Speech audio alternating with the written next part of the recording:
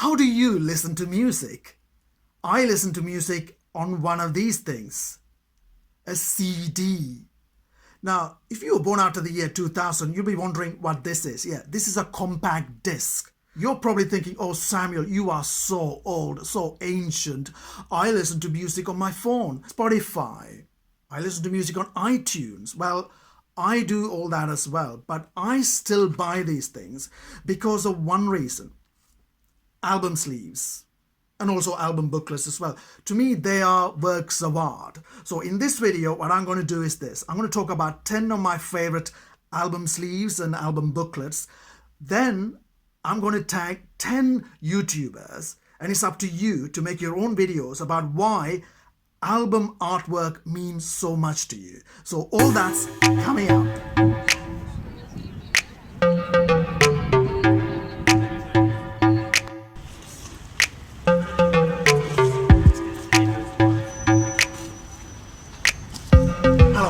Samuel Durham. Let's celebrate the artwork behind these great albums.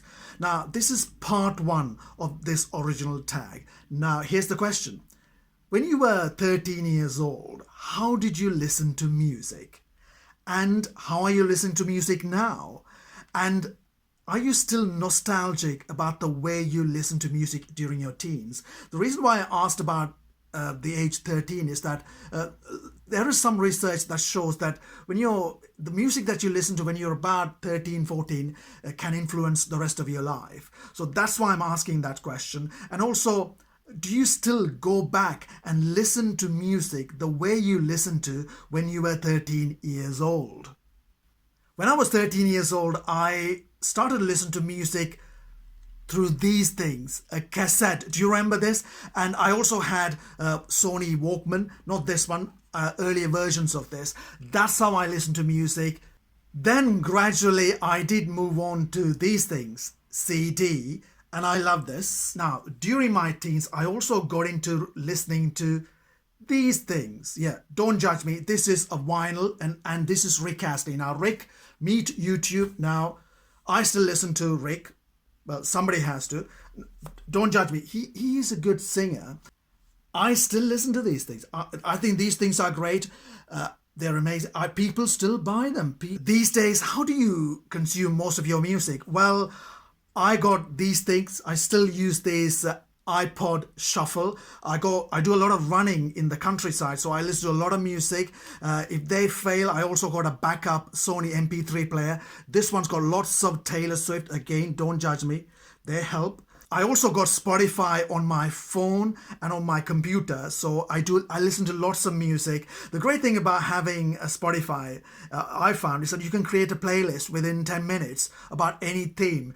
For Taylor Swift's Dog, for example, I had 2 different playlists just to get me motivated and inspired. Do you do that? Do you create playlists? In the old days of the audio cassette, what we used to do is to create a mixtape or a compilation tape. Now with Spotify and iTunes, you can just create a playlist or a particular theme within a few minutes, and that's so much fun. Now, this is part 2 of this original tag. What I want you to do is pick 10 of your favorite album sleeves and album booklets and explain why those album sleeves and booklets mean so much to you. Now, when I'm going to do this, I'm not going to pick ones to try and impress you or trying to impress the music critics, because if I were to do that, I'll pick albums like The Beatles, Sgt. Pepper's Lonely Hearts Club Band, or Bob Dylan's Blonde on Blonde, or The Rolling Stones, Beggar's Banquet, or albums by David Bowie. Now, all those albums do mean a lot to me and to others in the history of music, but there are other albums that mean a lot to me personally, and I really hope that when you're making your video, do it from the heart and not doing it, and try not to do it to try and please the serious critics, because sometimes whenever I go to a party or whenever I'm getting to know somebody, I would ask them also, okay, what music do you listen to? And they always try and say, oh, Bob Dylan, Rolling Stones, Leonard Cohen, and I always say, come on, do you really enjoy listening to Bob Dylan all the time? Are you just saying that? I'm that blunt. And it's only then they will say, oh, I like Coldplay, I do listen to a bit of Ariana Grande, for example. So my point is, do it from the heart, right? Because then we can have a lot more fun. Ed Sheeran's Number 6 Collaborations project is my favorite album of this year. This means a lot to me. I mean, look at the minimalist design. Ed Sheeran has said in interviews that he doesn't expect his fans to buy his CDs, but what he really appreciates is that they come to his concerts. Ed Sheeran has said that he still buys CDs because for him it's a way of saying thank you to an artist who has given him a lot of pleasure. Now, I didn't have to buy this. Now, I already listened to this on Spotify, and the reason why I bought this is for the booklet and for the physical copy of a great album. Now, the thing I like about this is that the design is minimalistic. However, when you look inside, there are lots of good photos of Ed Sheeran. But one of the images that we have of Ed Sheeran, if you're familiar with his biography, is that he is a workaholic. He's a master craftsman, always writing hundreds of songs every month. And you see that in the album, within the album booklet. And also, I love having lyrics, printed lyrics. To me, songs are also great poems. And there are so many great lyrics here. And this album has also great collaborations with some of the most exciting singer-songwriters of our time, like Stormzy, 50 Cent, Eminem, Cardi B. So, and I think, so this is why, and also to me, this album encapsulates this whole decade in so many ways. That's why I had to buy this.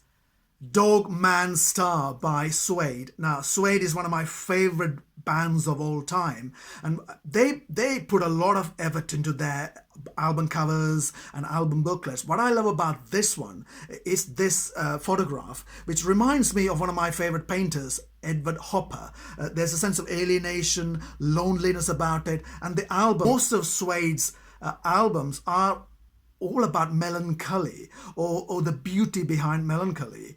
And that's one of the things I love about it. And this cover captures what the band is all about. Automatic for the People by R.E.M. Again, one of my favorite bands of all time. Don't you just love this minimalist design? And the thing I find annoying about R.E.M. is that they don't print the lyrics. And Michael Stipe's lyrics don't make any sense. Now, is it just me? Or do you think the same? Songs like Man on the Moon, Sidewinder Sleeps Tonight, what do those songs mean? Who knows? I don't think even Michael Stipe knows what those songs mean. But I just love them. Definitely Maybe by Oasis. Iconic album cover. Do you remember the first time you listened to this? I still remember. And I thought when I first touched this album and listened to it, I thought, okay, this is a band that I probably end up listening to for the rest of my life. Now, are you a fan of Oasis? What were you doing when they were breaking through? Do you remember? Generation Terrorists by the Manic Street Preachers. Now, I could have put every one of their albums here. I love this album the most because this is their debut album, and inside this they got quotations by Philip Larkin, E. Cummins, Sylvia Plath, George Orwell. And I started reading this, and I went to the library and ended up reading Philip Larkin. And Philip Larkin now is one of my favorite poets of all time.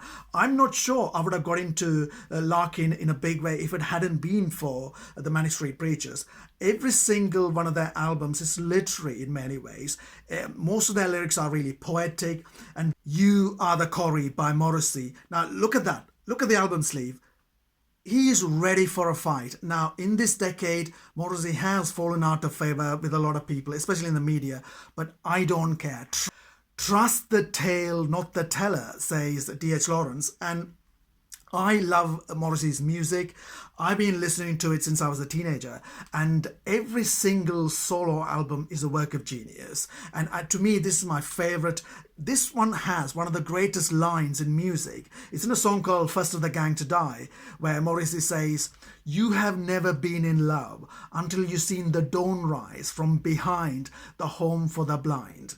Let me repeat that. You have never been in love until you've seen the dawn rise from behind the home for the blind. Isn't that genius? To me, he's not just a great singer-songwriter, he's also a great poet. He has to be up there with Keats and Coleridge and Thomas Hardy and Philip Larkin. I know you probably think I'm being hyperbolic, but if you really listen to and study his music, This is genius. We're talking about genius here. The Marshall Mathers EP by Eminem. Now, with Morrissey, we were talking about great poetry, but here's another one. To me, he's the greatest American poet of the 21st century. I know some of you think that's sacrilegious, but this is it.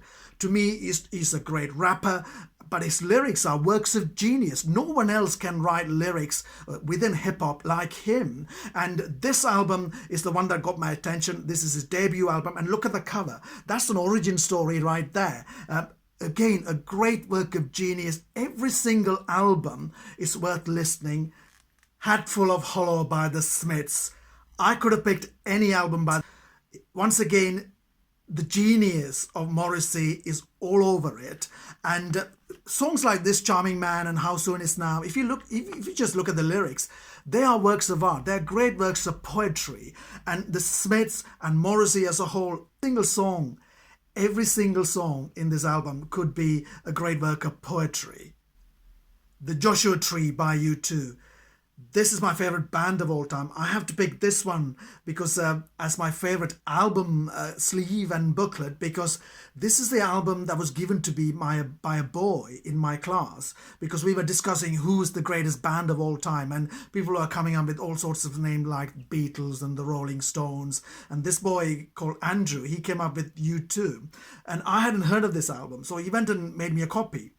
And I went home and listened to it, and it's just changed my life. And I thought, this is it. This is what great music is all about. And I also love the lyrics, and especially a song called Mothers of the Disappeared. Now, I spent the first 13 years in Sri Lanka during a time of civil war. And so many of the boys and girls that I grew up with became child soldiers. And a lot of them just disappeared, either because they disappeared because they became suicide bombers, or the Sri Lankan army captured them and they just disappeared. And there are a lot of songs that meant a lot to me from this album. And the thing I love about U2, especially in the 80s and early 90s, is that they were really political. They fought for a cause.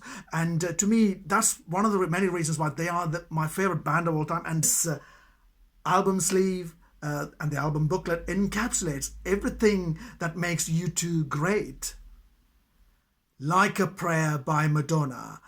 Let me ask you a really important question. Who was your first celebrity crush? For me, it was Madonna, and it was this album. It was so controversial. I don't know if you remember this, but when it was first released, a lot of people wanted this banned because she was using a lot of Catholic imagery in the work, in the artwork. And even the songs like a Prayer were really controversial. At that earlier age, I knew that a great artist is someone who has to divide the opinion, someone who stirs up a lot of debates. That's the hallmark of a great artist. And she has gone on to do that. We are now spoilt with an abundance of great female singer-songwriters, great female pop stars like Ariana Grande, Katy Perry, Miley Cyrus, Taylor Swift, and so many others. But back in the 80s, there weren't that many. There was Janet Jackson, Kate Bush, Belinda Carlisle, and a few others. But nobody was as huge as Madonna, and nobody was that influential. She's still influencing a whole new generation of singer-songwriters, especially female singer-songwriters. And I think this is why, and this is one of the greatest albums of all time. So let's celebrate the artists and the artwork behind so many great albums. Tag your it. I'm tagging everybody on YouTube, everybody who's watching, your tag, but I'm going to tag the following booktubers.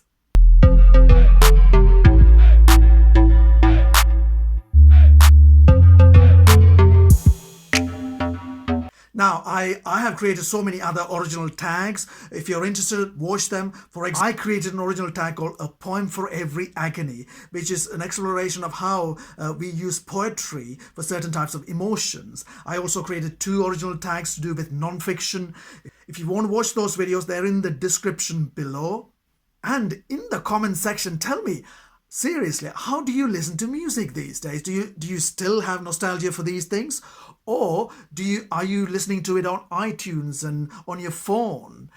But It doesn't matter how we listen to music, we must never forget the artists behind these amazing album covers and album booklets. They do make a huge difference. That can never replace Spotify and iTunes, because I love to have these things in my hand, just like with books. So, and I hope we will continue to have CDs and these things for the next 50 to 100 years. What do you think?